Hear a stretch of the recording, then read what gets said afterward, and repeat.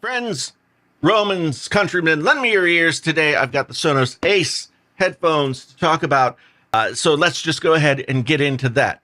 The Sonos Ace have been out for a while, and I didn't pick them up when they first came out because I'm a Sonos user. I have a Sonos Arc. I have a couple of Sonos Play Ones or three Sonos Play Ones. I have a Play Bar.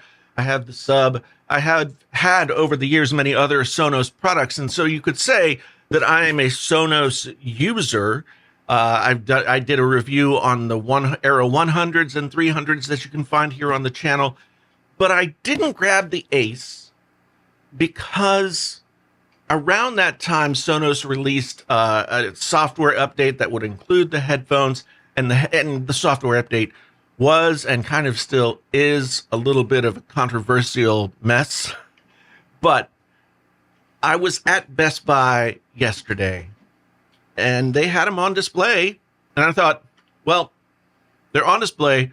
I might as well just check them out and see how they sound and how they feel and all that kind of stuff, because I do headphone reviews. I'm curious, and I like Sonos products.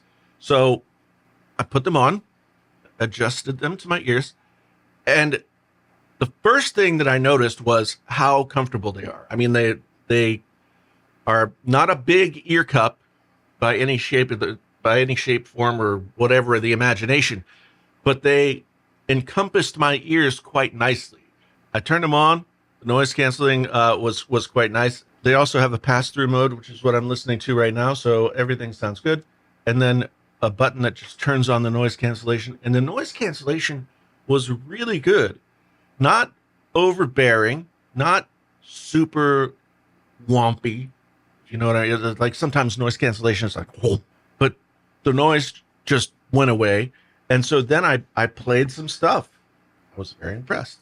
So let's go split screen here. The pairing process for the Sonos Ace is supposed to be really easy, and it's intended to be really easy, but I will say that I had to go through the pairing process a bunch of times using the couple of different methods that they suggested before I got them to actually pair. Like, I could get them to pair via Bluetooth to my phone, but I couldn't get them to pair to the app and connect to my Sonos account. But eventually I did. So I'm going to say this, and it might make some people mad, but I just recently tried the AirPods Max again, and all the things that frustrated me about the AirPods Max remain true. They're too heavy.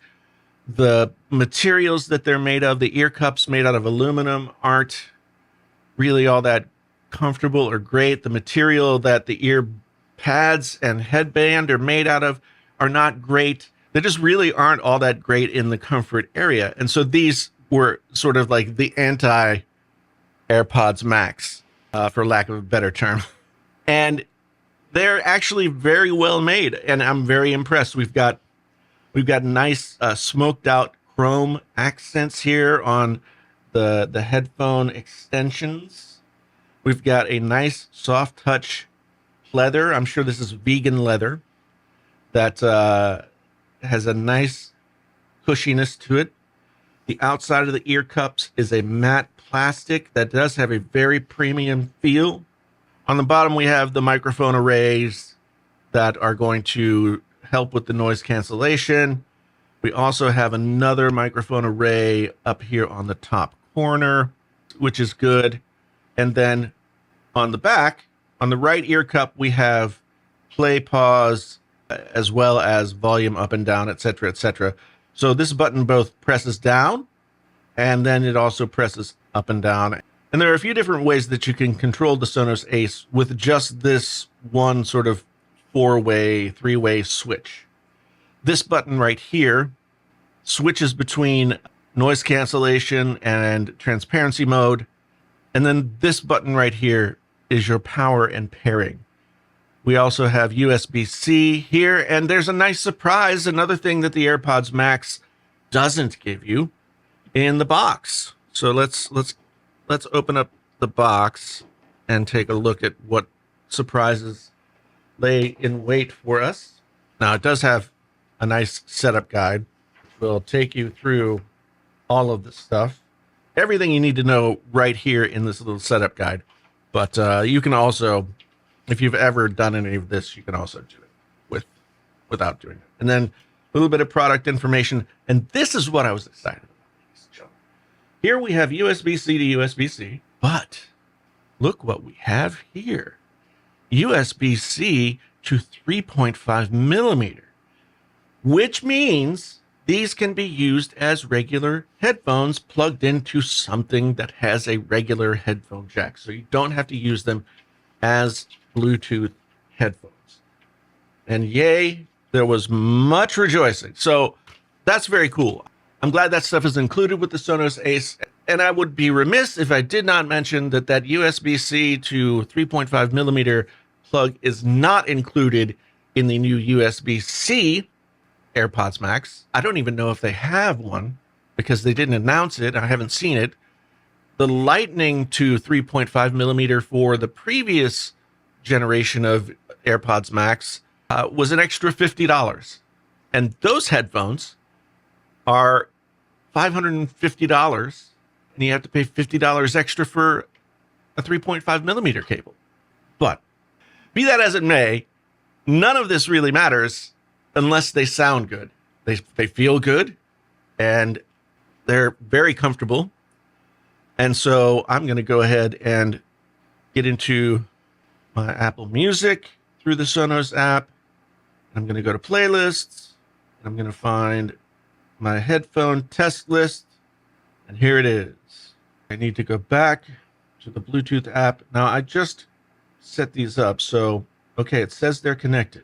Yeah, it says they're connected, and I should be able to go to the Sonos app and listen to this. But okay, so I'm listening through Apple Music because for some reason the Sonos app would not allow me to switch to the Ace, which is frustrating. And maybe this has something to do with Sonos' app not working well. If somebody from Sonos is watching this, maybe you can leave a comment. Anyway, I don't really have any problems with my Sonos app when playing through my speakers. I'm not familiar with using the headphones with the Sonos app as much, but here I am listening to lossless audio through the Apple Music, and I've got AC/DC Shoot to Thrill rocking, and I'm going to make sure that I'm listening at a correct volume. All right, so I like to listen to at around 80 decibels, and that is my level of preference.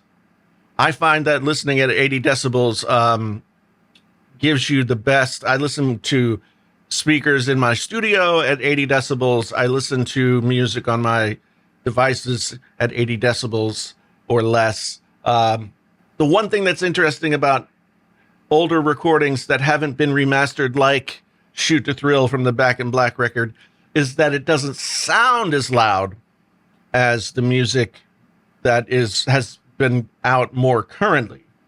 So let's do some Bad Guy. So we're bouncing around. See, this sounds louder than the AC/DC did, but it's not hitting 70 decibels. See, that's the perfect level right now at 68, 70, 72 decibels. So you're saying to yourself, okay, Jason, that's fine. You know what level decibels you like to listen to stuff at. How does it sound? The snaps in this song are very crisp. They're stereo. Billie Eilish is well known for having vocals spread out everywhere, like so many different vocals. Lots of interesting instrumentation going everywhere, and a nice tight bass that has sort of a dance character to it, which means to me it's lower. It sounds really good. Let's go to Hurt by Johnny Cash. Okay, so we got double tracked acoustic guitars, one on each side, and then very dry Johnny Cash vocal right up front.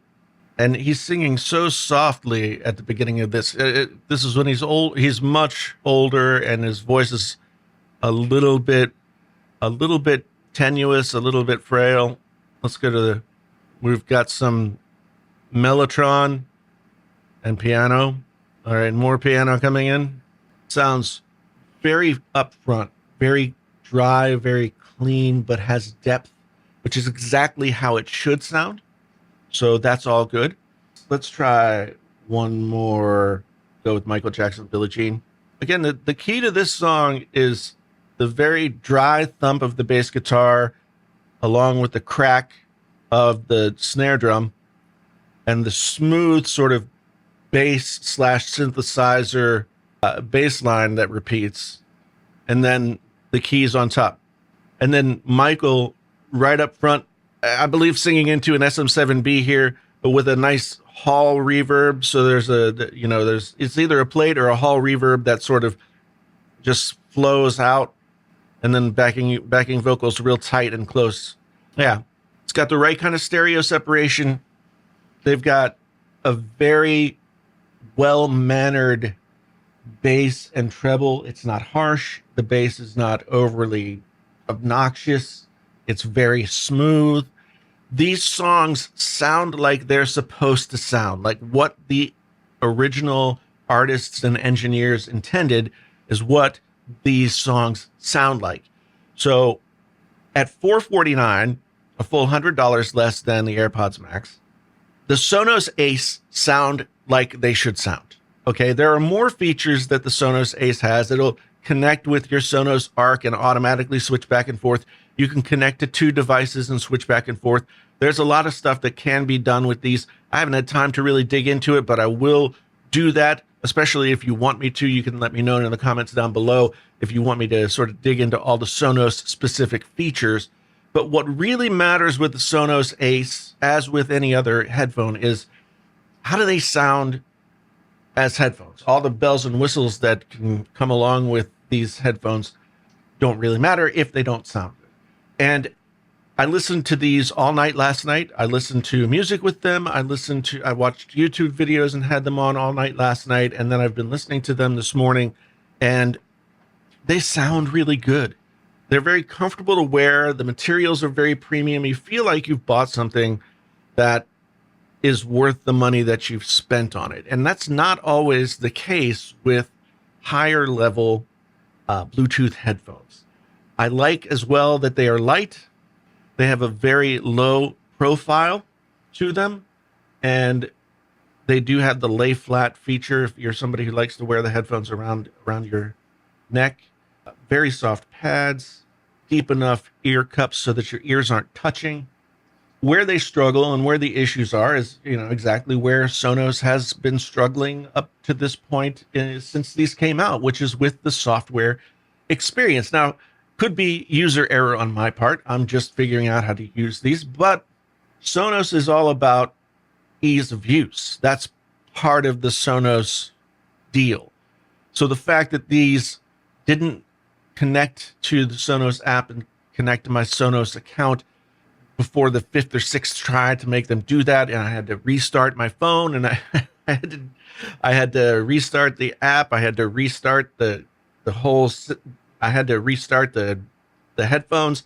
Because that's all the case, I can't give them a full-on yes, absolutely go buy, because the Sonos part of it seems to still need work. However, from a Bluetooth headphone standpoint, with all the things that matter about that, they are a very, very good headphone. So do keep it in mind. If you're a Sonos person, these are pretty much a no-brainer if you want really good headphones that also work with the Sonos app and your Sonos system. If you're somebody who has all of your media from a server connected to your Sonos, et cetera, they just got some bugs to work out. The Sonos Ace are worthy of the investment if you're willing to go through the growing pains. If you have any other questions, let me know down in the comments. More videos to come on this similar kind of stuff. So bell notify yourself and hit the like button and share this video with your friends and neighbors on your Facebook account or Threads, whatever it is. We'll talk again. My name's Jason. Until the next time, I'm out.